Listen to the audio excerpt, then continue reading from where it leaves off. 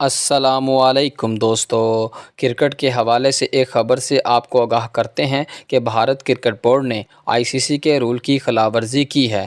جی ہاں دوستو، بھارت نے پاکستانی تماشائیوں اور صحافیوں کو ویزے نہ دے کر بھارت نے آئی سی سی کے معاہدے کی خلاف ورزی کی ہے، لیکن ابھی تک آئی سی سی کی طرف سے کوئی جواب موصول نہیں ہوا، جس پر پاکستانی اور آئی سی سی کے سابق صدر احسان مانی نے اپنے ایک انٹرویو میں بتایا ہے کہ بھارت پاکستانی تماشائیوں اور صحافیوں کو ویزے نہ دے کر آئی سی سی کے رول کی خلاف ورزی کر رہا ہے۔ آئی سی سی کے سابق صدر احسان مانی نے بتایا کہ دنیا میں کوئی بھی کرکٹ میچ تماشائیوں اور صحافیوں کے بغیر نہیں ہو سکتا۔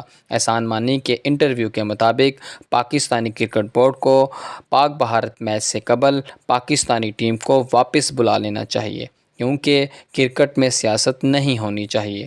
حالانکہ آپ کو بتاتے چلیں کہ ورلڈ کپ 2023 کے شروع ہونے سے پہلے بھارت نے واضح کر دیا تھا کہ صحافیوں اور تماشائیوں کے ویزے میں کوئی مسئلہ نہیں آئے گا، مگر اب بھارت اپنے فیصلے سے مکر رہا ہے۔